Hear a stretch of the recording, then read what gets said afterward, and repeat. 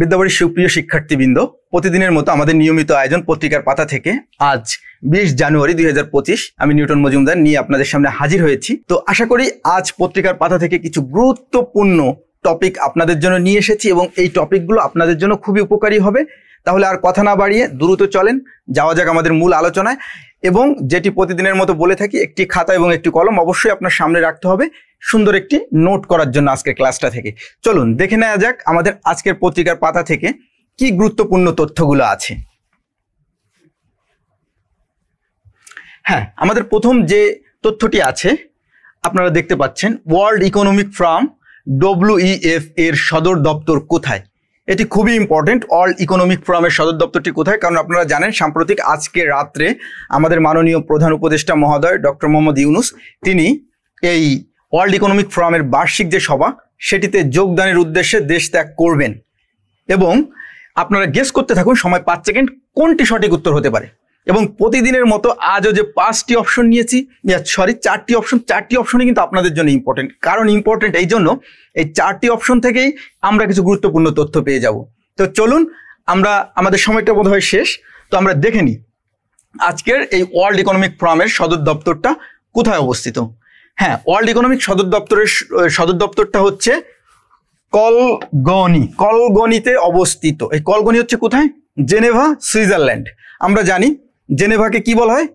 সম্মেলনের নগরী বলা হয় জেনেভাকে। হ্যাঁ, এই জেনেভার আমরা জানি কিনা, জেনেভার কিন্তু 45টি, জেনেভা শহরের 45টি মিউনিসিপ্যালিটিস আছে, 45টি।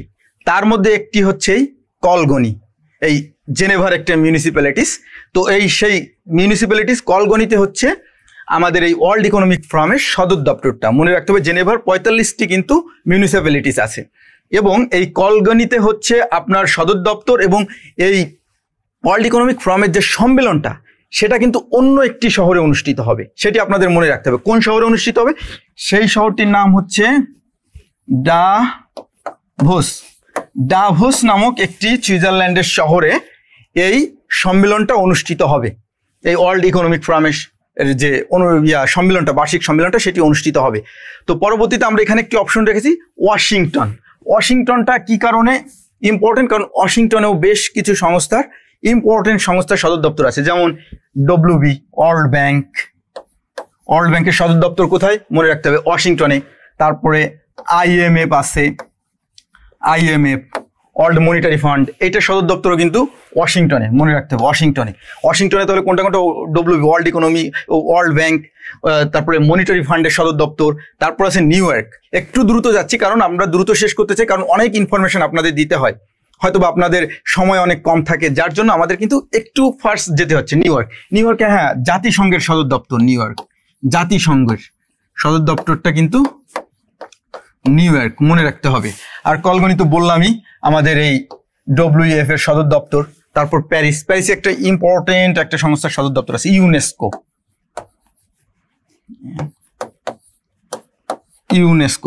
সদর দপ্তর কিন্তু প্যারিসে। তো আমরা আশা করি অনেকগুলো তথ্য পেয়ে গেলাম। ওয়াশিংটনে আছে ওয়ার্ল্ড ব্যাংকের সদর দপ্তর, IMF এর, নিউ ইয়র্কে আছে জাতিসংঘের সদর দপ্তর, কলগনিতে আছে হলো ওয়ার্ল্ড ইকোনমিক ফোরামের সদর দপ্তর এবং প্যারিসে আছে ইউনেস্কোর সদর দপ্তর। দেখেন প্রত্যেকটা পয়েন্ট থেকে কিন্তু আমরা ইম্পর্টেন্ট কিছু তথ্য পেয়ে গেলাম। আশা করি এটি আপনাদের খাতায় মূল্যবান নোট হয়ে গেছে। আর এই যে সম্মেলনটা মনে রাখতে হবে ডাভোস শহরে অনুষ্ঠিত হবে।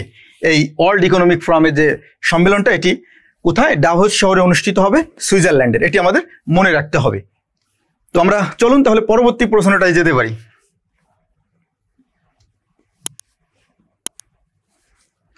হ্যাঁ, পরবর্তী প্রশ্নটাও খুব ইম্পর্টেন্ট, কারণ সমসাময়িক যে বিষয় আজকে প্রতিটা পত্রিকার পাতায় আপনারা দেখতে পাবেন, ফিলিস্তিনিবাসীর, গাজাবাসীর যে উল্লাস, যুদ্ধবিরতির একটা উল্লাস আমরা দেখতে পাচ্ছি। কারণ 2023 সালের 7 অক্টোবর থেকে 7 অক্টোবর থেকে ইসরায়েলি বাহিনী এই ফিলিস্তিনি বাহিনীর উপরে, মানে ফিলিস্তিনির যে সাধারণ মানুষ গাজাবাসী, তাদের উপরে নির্মমভাবে হামলা আরম্ভ করে।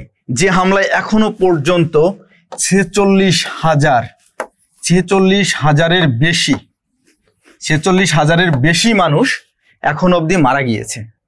তো সেখানে একটা শান্তি চুক্তি হয়েছে, যে শান্তি চুক্তির দ্বারা এইখানে যুদ্ধবিরতি, এটা সাময়িকই বলা যেতে পারে, যুদ্ধবিরতি চলছে, যে গাজাবাসী তারা দীর্ঘ দিন পর তাদের যে মাতৃভূমি ভূখণ্ডে তারা আসতে পারছে, সেই আনন্দে তারা আত্মহারা আমরা পত্রিকার পাতাগুলোতে দেখতে পাচ্ছি। তো এই যে এই গাজাবাসীর পক্ষে বা এই ফিলিস্তিনিবাসীর পক্ষে একটা সংগঠন তাদের স্বাধীনতা আদায়ের জন্য, তাদের সার্বভৌমত্বের জন্য সংগ্রাম করে যাচ্ছে, সেই সংগঠনটির নাম আপনারা কমেন্টে একটু লিখে ফেলবেন। আপনাদের কাছ থেকে আমি এই কমেন্টটা বিনীতভাবে প্রার্থনা করছি, কারণ হচ্ছে এটা আমাদের সমসাময়িক বিষয়ে খুবই গুরুত্বপূর্ণ। তো চলুন আমরা দেখে নিই সেই সংগঠনটা যারা এতটা কষ্ট করছে তাদের মাতৃভূমির জন্য। সেই সংগঠনটা হচ্ছে হামাস। তাহলে আমাদের মনে রাখতে হবে ভালো করে, আমার সঙ্গেও আপনারা বলবেন ফিলিস্তিনি স্বাধীনতাকামী সংগঠন কোনটি? হামাস। এর সঙ্গে দেখেন আরো 3টি অপশন আমরা এখানে রেখেছি। এই 3টি অপশনের যে সংগঠনগুলো আছে এগুলো সমসাময়িক খুব ইম্পর্টেন্ট। এর মধ্যে একটি আছে এএ। আমাকে একটু কথা এখানে বলতেই হয় এবং আপনাদেরও একটু জানতে হবে ইনফরমেশনগুলো, কারণ একটা থেকে আপনারা 10টা তথ্য পেয়ে যাবেন। আশা করি কোনো তথ্যগুলোই আপনাদের জন্য অপ্রাসঙ্গিক নয়, প্রতিটা তথ্যই আপনাদের জন্য ইম্পর্টেন্ট। এই এটা কি? এটা হচ্ছে Arakan army. Arakan army, Arakan army, Arakan army. হ্যাঁ, আরাকান আর্মিটা এখন মিয়ানমারের রাখাইন রাজ্যটা, যেটি পূর্বে আরাকান রাজ্য ছিল, সেটি নিয়ন্ত্রণ করছে। তারা মিয়ানমারের যে সেনাবাহিনী বা সরকার তাদের কাছ থেকে এই রাজ্যটিকে এখন তারা অনেকটা স্বাধীন করে তাদের মতো করে পরিচালনা করছে। এবং আরাকান আর্মির সাথে বর্তমানে বাংলাদেশের সমসাময়িক খুব ইম্পর্টেন্ট একটা ক্লাইম্যাক্স চলছে, আপনারা জানেন কিনা। সম্প্রতি আরাকান আর্মি বাংলাদেশের 4টি কার্গো জাহাজ আটকিয়েছে।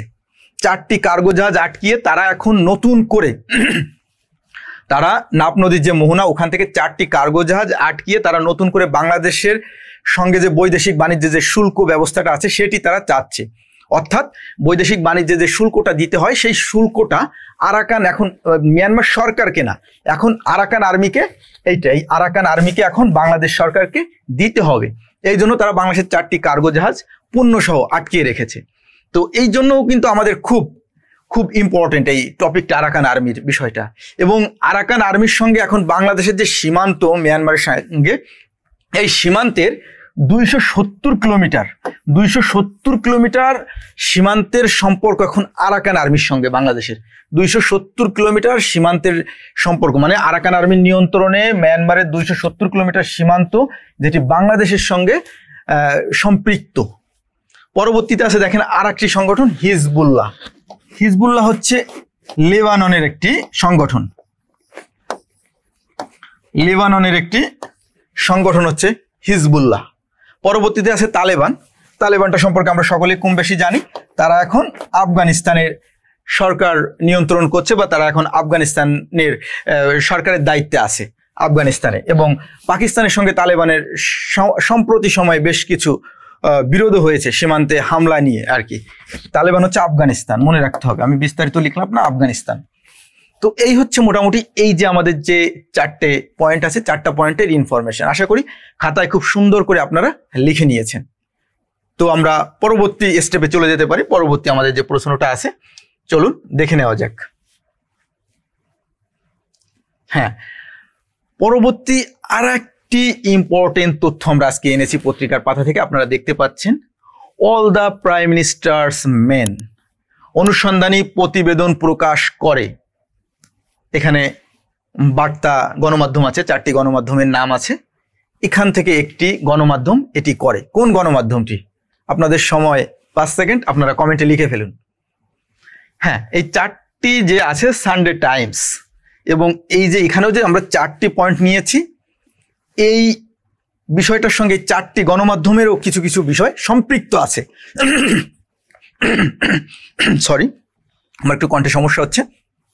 এই 4টি বিষয়ের সঙ্গে, 4টি পত্রিকার সঙ্গে কিছু কিছু সম্পৃক্ততা আছে। কিভাবে আছে আমি সেটি এখন আপনাদের ক্লিয়ার করছি। দেখেন, সানডে টাইমস কিন্তু এটি প্রকাশ করেনি প্রতিবেদনটা। All the prime minister's men প্রকাশ করেছে আল জাজিরা। আমি উত্তরটা বলে দিচ্ছি। কিন্তু সানডে টাইমস কেন ইম্পর্টেন্ট, কেন আমি এখানে নিয়েছি আপনাদের বলতে হয়।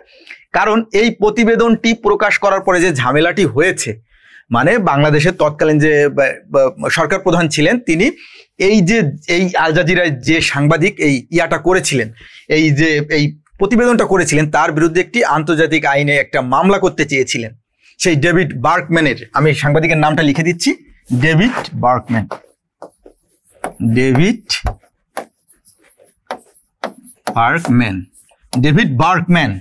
তার বিরুদ্ধে একটা মামলা করতে চেয়েছিলেন। এবং এই মামলাটার যে করতে চেয়েছিলেন এই সত্যটা যে নিউজ পেপারটা প্রকাশ করেছে সেটি হচ্ছে সানডে টাইমস। এই জন্য আমি এখানে এনেছি, দেখেন সানডে টাইমস, এটা হচ্ছে যুক্তরাজ্যের যুক্তরাজ্যের একটা গণমাধ্যম। এরা প্রকাশ করেছে যে হ্যাঁ, তৎকালীন যিনি ছিলেন, বাংলাদেশের প্রধানমন্ত্রী ছিলেন, বাংলাদেশের ছদ্মবিদায়ী প্রধানমন্ত্রী শেখ হাসিনা, এবং তিনি হচ্ছেন এই মামলাটা করতে চেয়েছিলেন ওই ইউকের একজন বিশিষ্ট আইনজীবীর দ্বারা। এইটা প্রকাশ করেছে সানডে টাইমস। আর এই ইয়াটা প্রকাশ করেছিল হচ্ছে আল জাজিরার সাংবাদিক ডেভিড বার্কম্যানের বিরুদ্ধে হচ্ছে এই মামলাটা করতে চেয়েছিলেন। বিষয়টা মনে রাখতে হবে। দেখেন, আমি যেভাবে আলোচনাটা করছি আশা করি এটা আপনার একেবারে মাইন্ড সেট আপ হয়ে যাবে।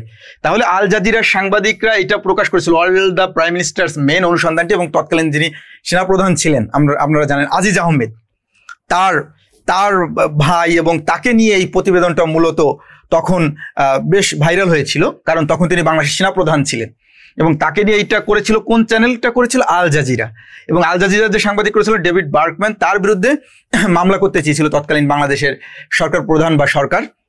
আর এটি প্রকাশ করেছে সম্প্রতি যে সংবাদ মাধ্যমটা, সেটি হচ্ছে সানডে টাইমস যুক্তরাজ্যে।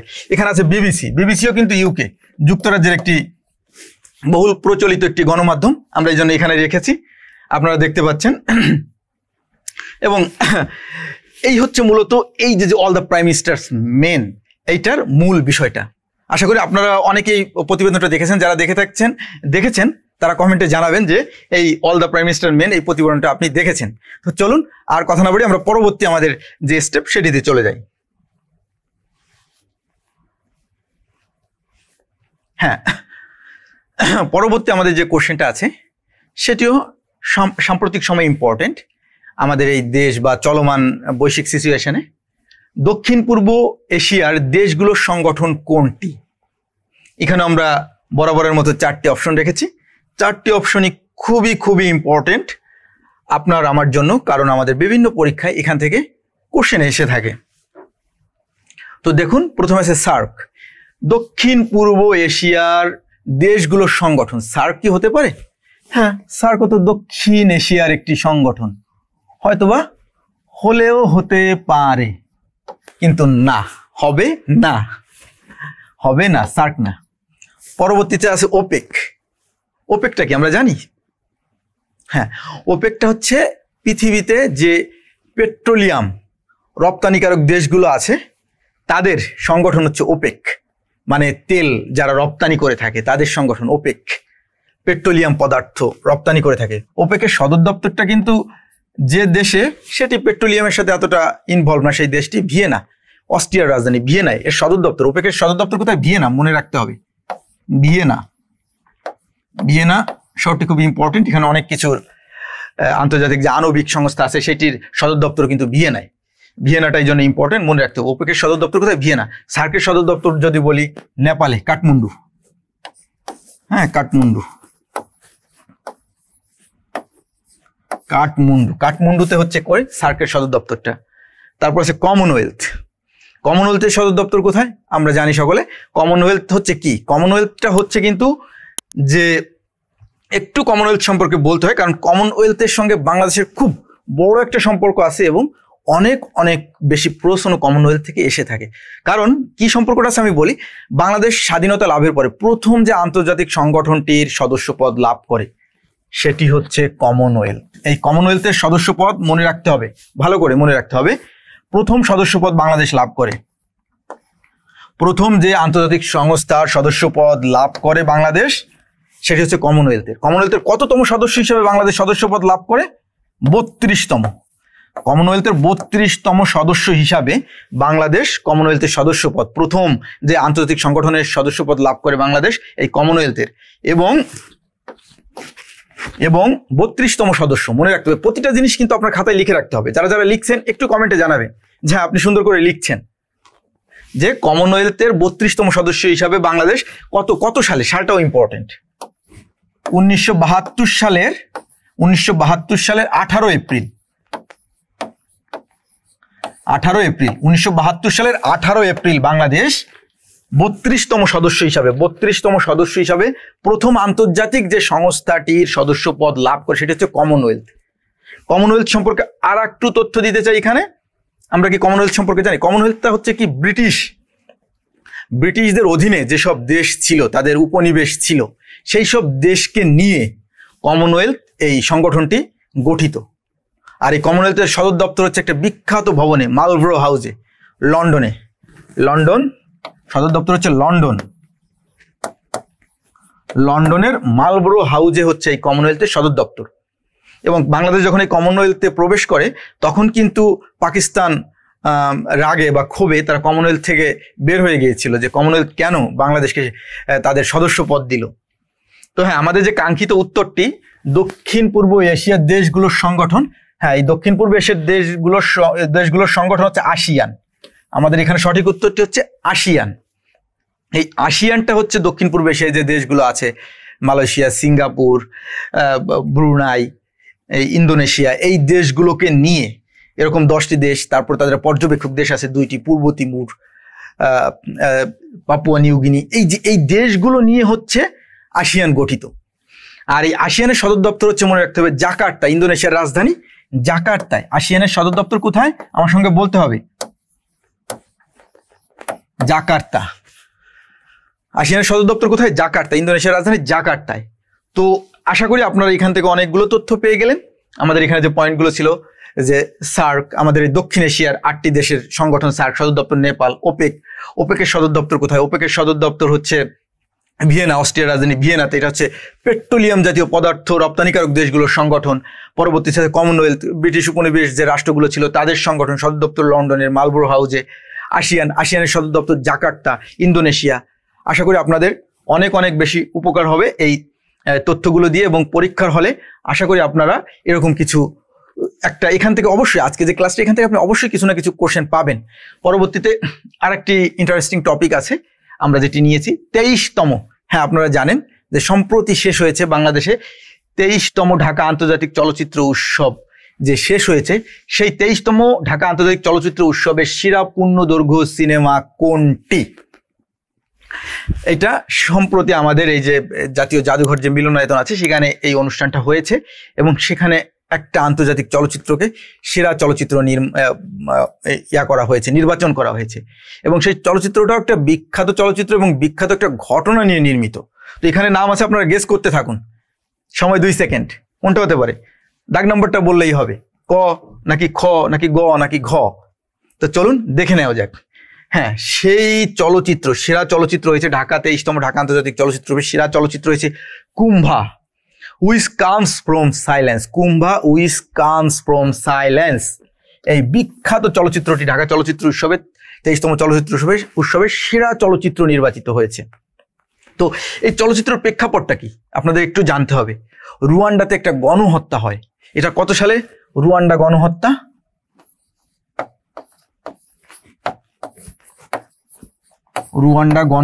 রুয়ান্ডা গণহত্যা হচ্ছে আপনার 1994 সালে। 1994 সালে রুয়ান্ডাতে একটা গণহত্যা হয়। এই গণহত্যার যে প্রেক্ষাপট, যে ঘটনাটা, তার উপরে নির্মিত হচ্ছে এই Kumbha which comes from silence বিখ্যাত মুভিটি। এই কুম্ভা একজন নারী, সাধারণত তার যে বর্ণনা, তার জীবনের ঘটে যাওয়া ঘটনা, সেই ঘটনার উপরে এই সুন্দর চলচ্চিত্রটি নির্মিত হয়েছে। রুয়ান্ডা গণহত্যা, তাহলে রুয়ান্ডা গণহত্যা কত সালে? 1994 সালে, মনে রাখতে হবে। আর আমি যেভাবে হিস্ট্রিটা বলছি, আশা করি আপনাদের এটা ভোলার কথা না। Kumbha which comes from silence, এটা হচ্ছে রুয়ান্ডা গণহত্যার উপরে নির্মিত একটি চলচ্চিত্র, এবং ঢাকা চলচ্চিত্র উৎসবে এটি সেরা চলচ্চিত্র নির্বাচিত হয়েছে। খুব ইম্পর্টেন্ট এবং ইন্টারেস্টিং বিষয়টা। এর পরবর্তী আছে আওয়ার ওন শ্যাডো। এটাও ইম্পর্টেন্ট, কারণ এটাও আমরা আমাদের পত্রিকার পাতা থেকে নিয়েছি। এই আওয়ার ওন শ্যাডো চলচ্চিত্রের যিনি পরিচালক, এই আওয়ার ওন শ্যাডো চলচ্চিত্রের পরিচালক হয়েছেন, এই চলচ্চিত্র উৎসবের সেরা পরিচালক নির্বাচিত হয়েছেন। তার নামটি আমরা একটু দেখে নিতে পারি।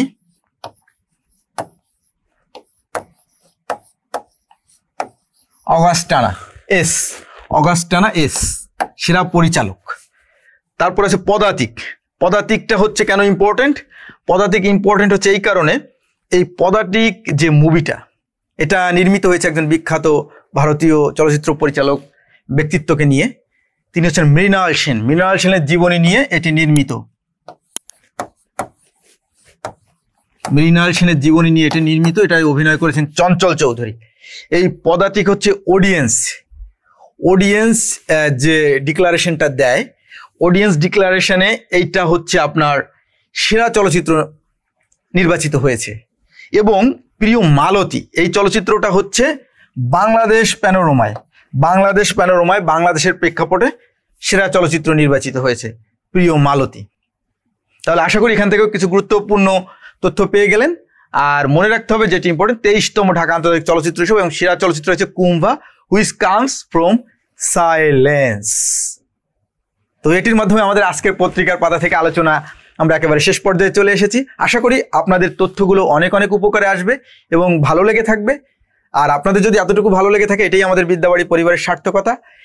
আপনারা এখানে দেখতে পাচ্ছেন আমাদের যে ওয়েবসাইট লিঙ্ক দেওয়া আছে, ফেসবুক লিঙ্ক দেওয়া আছে, ইউটিউব লিঙ্ক দেওয়া আছে। আমাদের সঙ্গে যুক্ত থাকতে পারেন এই মাধ্যমগুলো দ্বারা এবং আমাদের অনুপ্রাণিত করতে পারেন। সকলে ভালো থাকবেন, সুস্থ থাকবেন।